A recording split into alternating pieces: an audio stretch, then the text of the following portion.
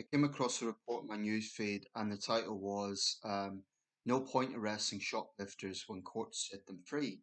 This was a report by Will Bolton in the Daily Telegraph. Now, on the surface, that sounds like astonishing. It sounds like an excuse. It sounds like effectively saying, we don't care. Actually, there's a little bit more to it than that because this was coming from Katy Bourne, who is the national head of shoplifting, like with responsibility for dealing with shoplifting, in the Association of Police and Crime Commissioners. So basically, her remit is to address this issue. Um, I don't think that she is apathetic to it. I think I got the impression from the report that she is deeply frustrated by the situation, and she recognises the how frustrated the public are now. I actually saw something today. As I was leaving the city centre, I saw a bit of an altercation here at TK Maxx in Sunderland city centre. And a woman basically had some sort of bag, and there was a guy that looked like he was kind of pulling it from her. And a lot of people were staring. And I was sort of thinking, is this, what am I witnessing here? Is it a mugging or something? It looked quite dramatic.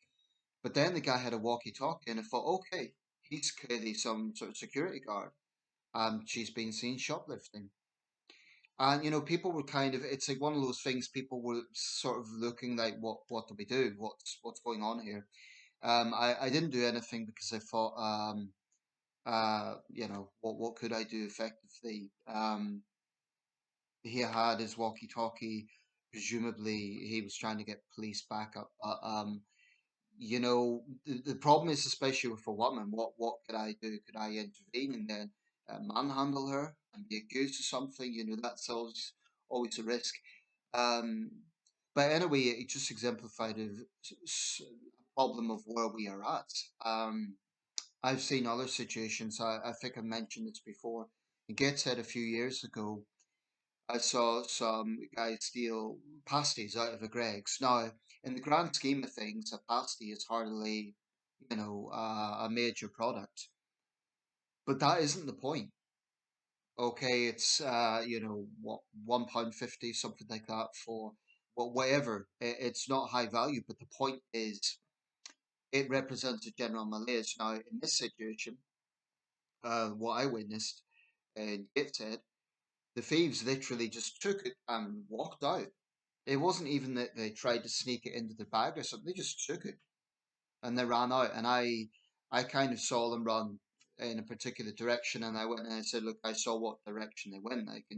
And the assistant kind of smiled and said, "It's okay, mate. The police don't care," were his words.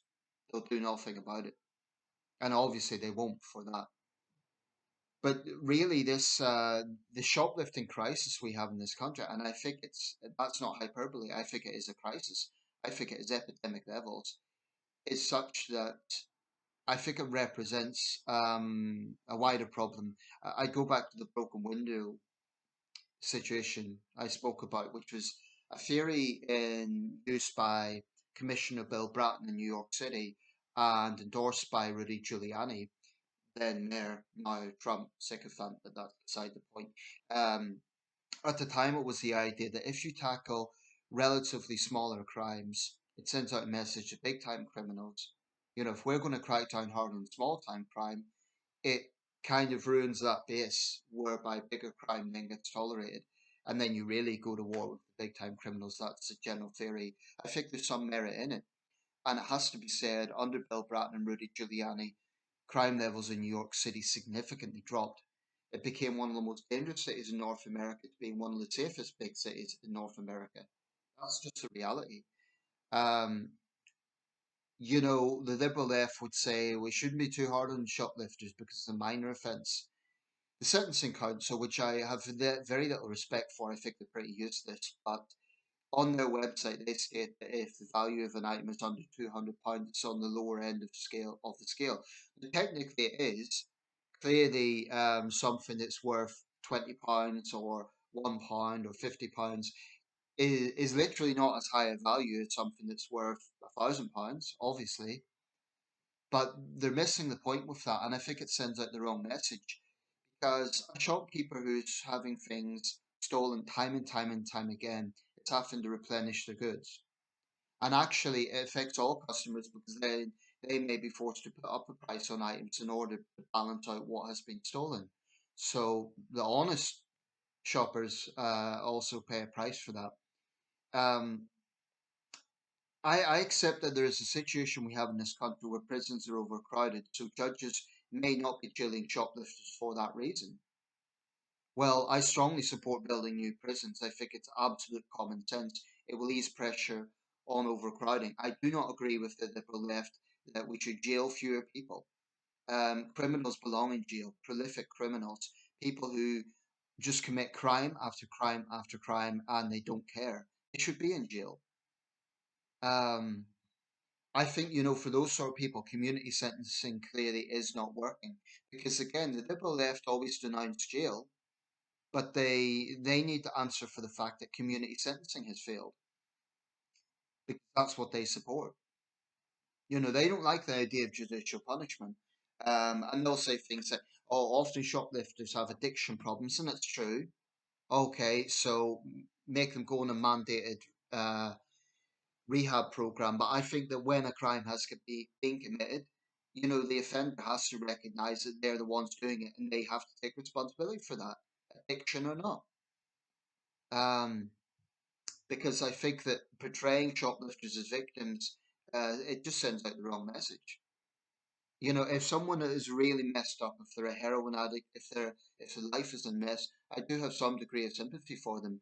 But when you then realize they're constantly stealing from a small shop, we're not talking about Tesco here. We're not talking about because the thing is, those big stores have a lot more protection. They can afford to pay security guards.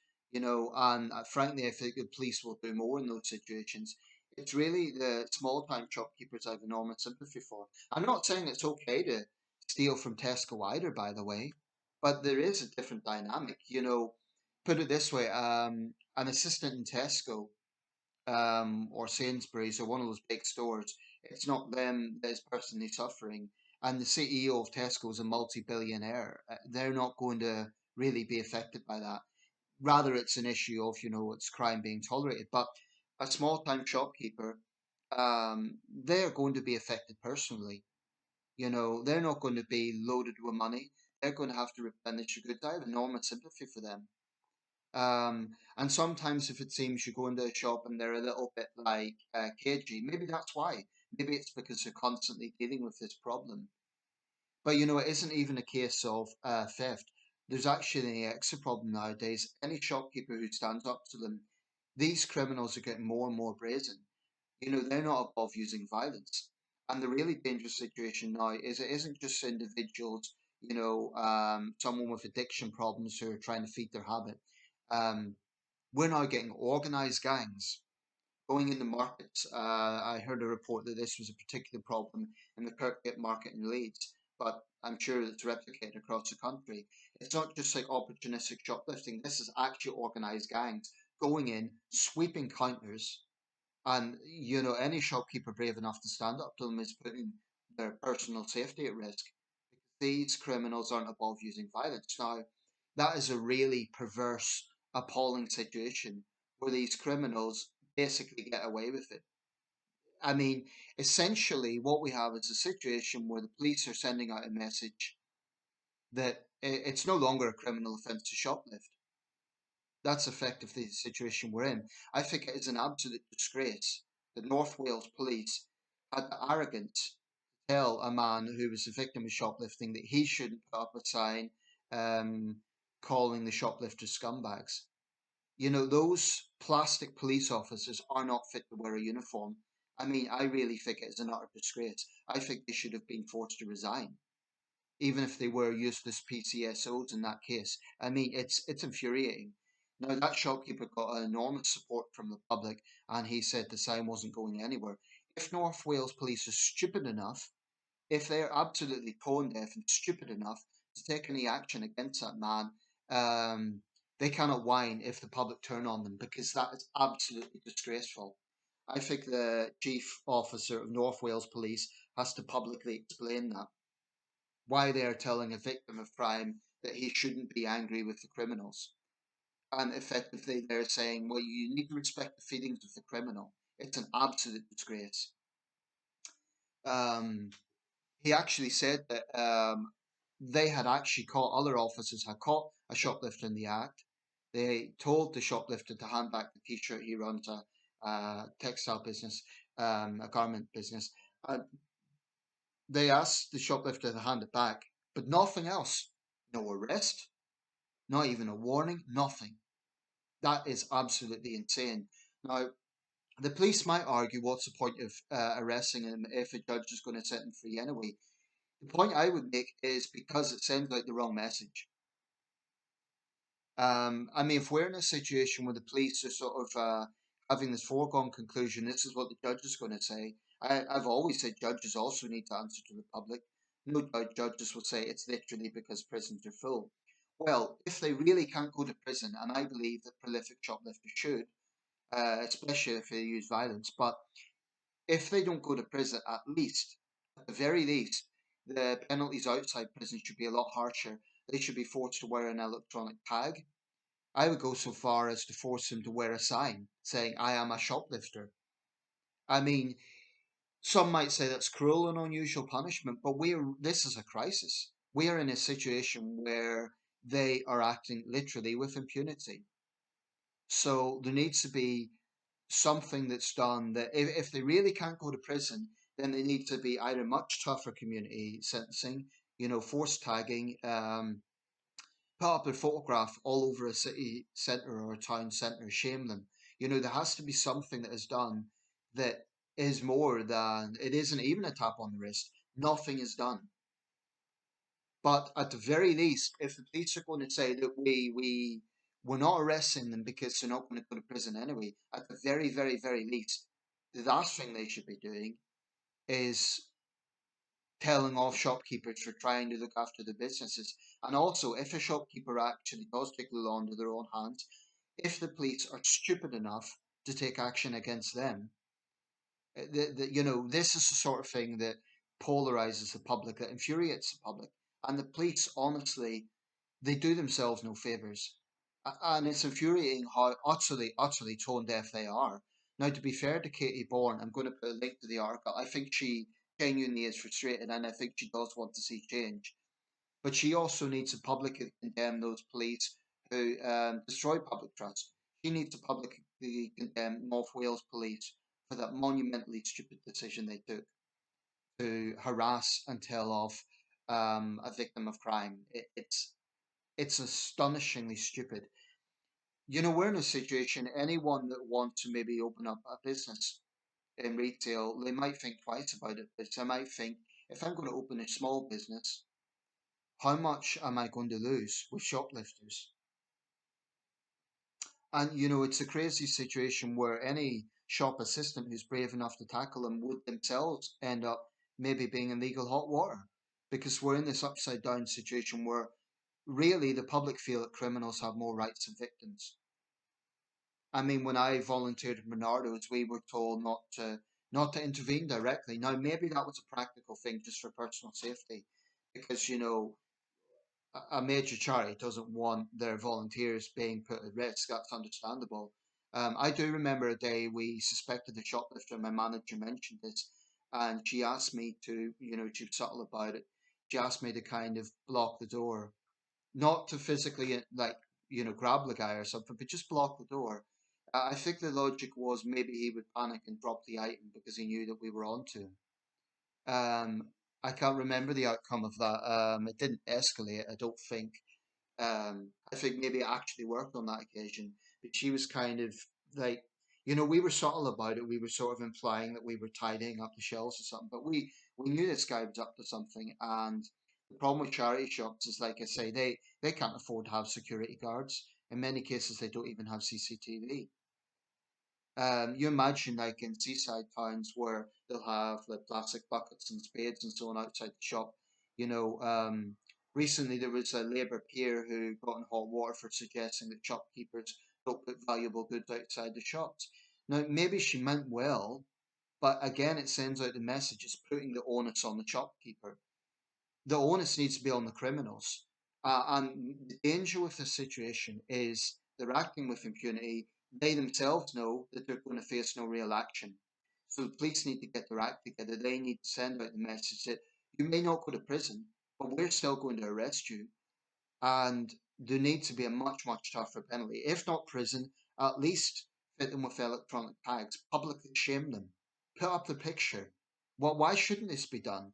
I've no doubt some civil liberty groups will whine about the rights of the criminal. It's cruel and unusual punishment. You're humiliating them. Yeah, we're humiliating them. They should be humiliated. They should be shamed. Maybe they'll think twice about it if their mugshot is put all over the city centre and wherever they go, they're not allowed into a shop. I think shopkeepers should be given more legal power to physically protect the premises in the way a homeowner would be. I.e., if a shopkeeper physically stops a shoplifter getting into the shop, they should be legally protected in doing so. Um, the government needs to get a grip on this, and especially police forces. I think they really do deserve a lot of blame because of the pathetic message that they have sent out. I appreciate they can't be everywhere at once. I appreciate they may not be able to arrest every single shoplifter. But at the very least, they shouldn't be telling shoplifters, well, yeah, we're not going to do anything, just go ahead. And we talk about this less than £200. £190 isn't a small amount. We're not talking here, I mentioned the £1.50 Greg's pasties. But we're talking here about the Sentencing Council's putting a £200 threshold on it.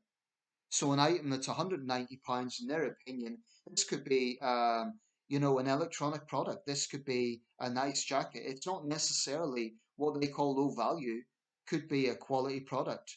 There are things that are less than £200 that are still, they're not. I wouldn't call them small products. I mean, what could you get for less than £200? You could get certainly a decent CD player. You could get numerous DVDs in HMV. They're valued in new DVDs, a tenner. You could get quite a lot of quality goods. That adds up. So shame on the Sentencing Council for trivializing it. They should be sending out the message even if it's on the lower end of the scale, for the shopkeeper, they should be recognising the effect that has. I think the Sentencing Council is useless. They live in a bubble. I have no respect for them as an organisation. Um, and I think they have a lot to answer for. But anyway, I'll wrap this up. I'll put a link to that article. There's a lot more details in it. But the situation has to change because this is an epidemic and it's going to cost the retail sector billions. Cumulatively, I think it will cost billions. But it's a dangerous message, Criminals might think, well, if I could get away with shoplifting, maybe I'll get away with assaulting someone. It's a very dangerous message. Shoplifting's a crime, and it's an insane situation in this country where you can actually be arrested for having an opinion over non-crime hate laws, and yet if you're a shoplifter, you get away with it. That is a yo-yo situation. It's a mad situation. The government needs to get a reality check. Keir Starmer needs a reality check. That is not right. Yvette Cooper needs a reality check. It's simply not right that someone is arrested for having an opinion, but if they shoplift, that's okay. They'll get away with it.